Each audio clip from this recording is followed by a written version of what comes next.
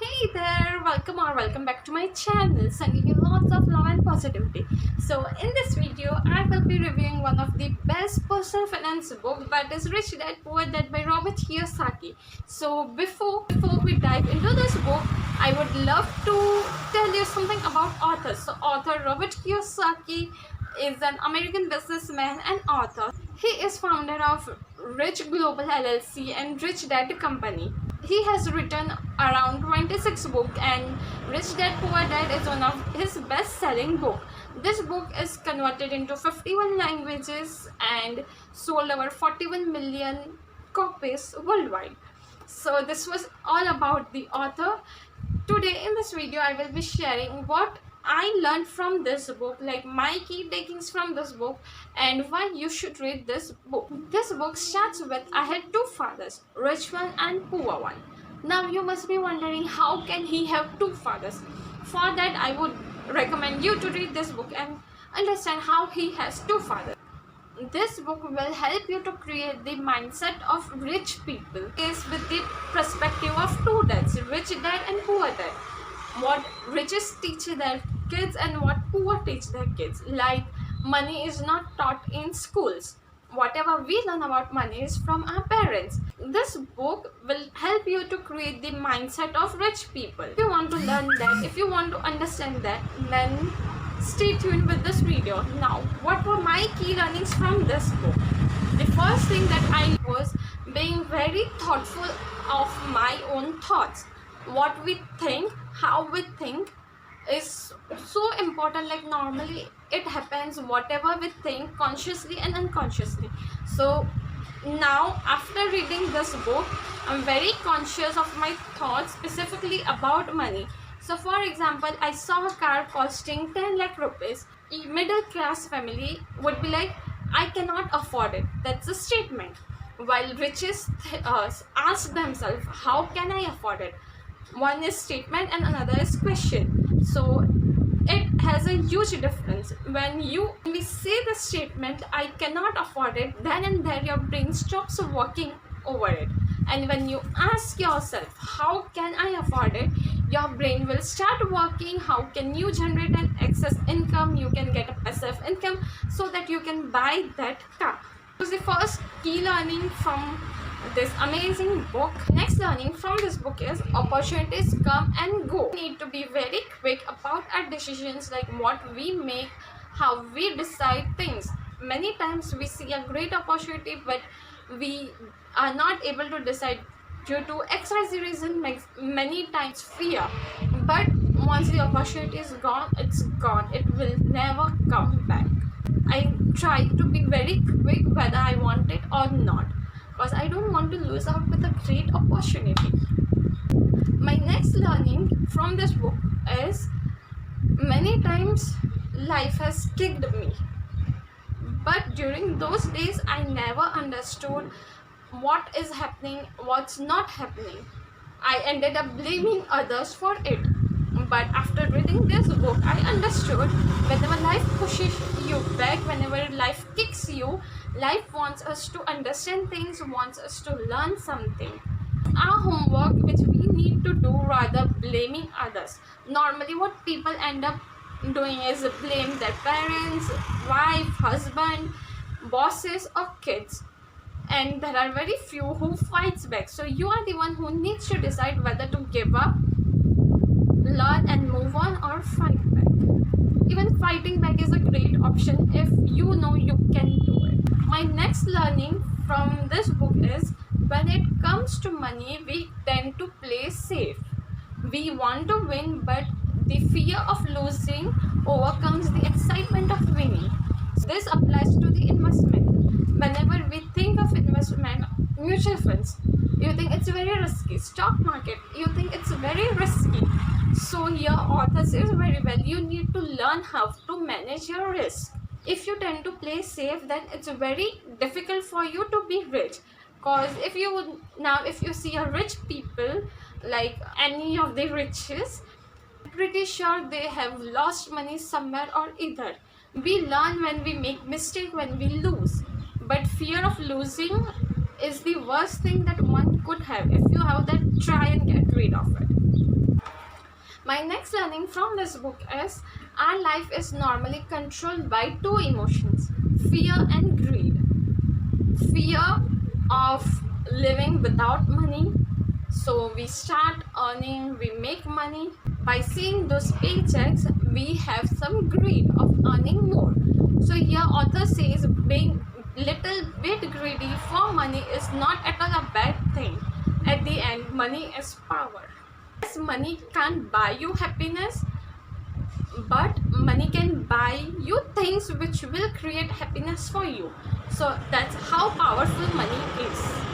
My next learning from this book is author has said this: emotions are what makes us humans. My next learning from this book is author has said this very well, like emotions are what makes us humans. So when it comes to emotions, we need to be very frank, very truthful about our emotions to ourselves.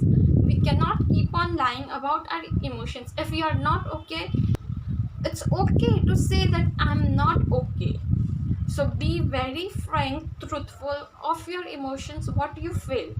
Because money, like when it comes to money, emotions play a very big role. Next learning from this book is here author says us to invest more in assets. What are assets? Like now differentiating between asset and liability can be very challenging for all those who have zero knowledge of commerce. So what's asset? Asset is something which helps you to make money, which gives you money. Liability is something which ends up helps you to lose your money. So you need to decide what is an asset and what is a liability. Like you should know how to differentiate between asset and liability. I'll give you example of asset: investing into stock market, real estate, mutual funds, SIPs, and liability is loans. My next learning from this book is that author asks us to concentrate on our financial IQ. Now financial IQ has 6 things, that is accounting, investing, understanding markets, understanding the laws, protection from lawsuits, and tax advantages. These are the 6 things which describes your financial IQ. So if you have knowledge of all these 6 things, then you tend to have a great financial IQ. You end up saving a lot. My next learning from this book was the single most powerful asset that we all have is our mind, our brain. Author has said this very well. There's a saying, what you eat is what you become. Here author says what you study is what you become. Here by studying does not mean what are you graduating in. Rather than only school, college studies, what other things you end up studying, what do you read.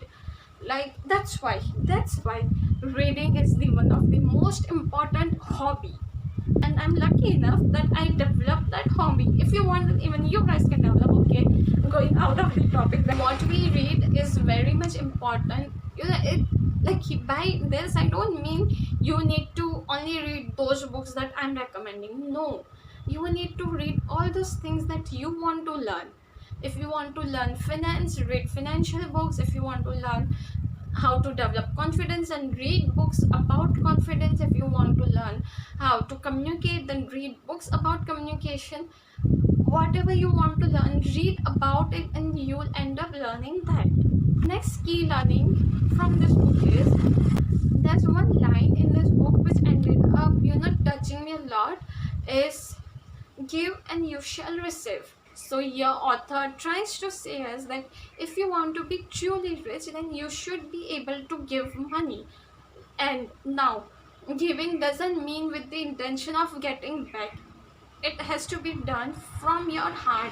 It's like karma hits you very bad, you know that, right? Now author says this: if you cannot master the art of self-discipline, you cannot be rich. So in schools we were taught to be disciplined, to be on time. Like discipline was the main focus was in our school. So here, if you yourself are not self-disciplined, we have few principles of ourselves that we tend to work on it. If we end up breaking those principles again and again, then we are not self-disciplined. We need to be self-disciplined. If we are supposed to do this, then we are supposed to do this. This is what self-discipline means. Now, there are ample of books on self-discipline, like how you can develop it. If you want me to make a dedicated video for self-discipline, do let me know in comment section and I'll make a video for it. So guys, this was my key learnings from this amazing book called The Rich Dad Poor Dad by Robert Kiyosaki. I hope you enjoy this book. I would recommend this book to each and everyone, especially those who are in their 20s or early 20s. You should read this book. You'll understand what to do and what not to do. And college students, please develop the habit of reading. It's a very important habit. So guys, this was it for the video. I hope you enjoyed my video. If you did so, if I inspired you to read this book, then please let me know. So guys, this was it for the video. If you guys loved it, like if you enjoyed it, if you learned something, then do let me know in comment section so that it will motivate me more to make this kind of videos more for you.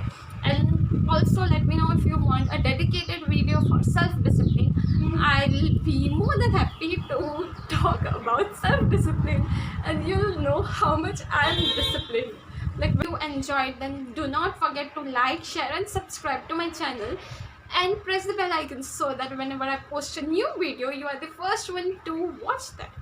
Till then, bye and happy reading.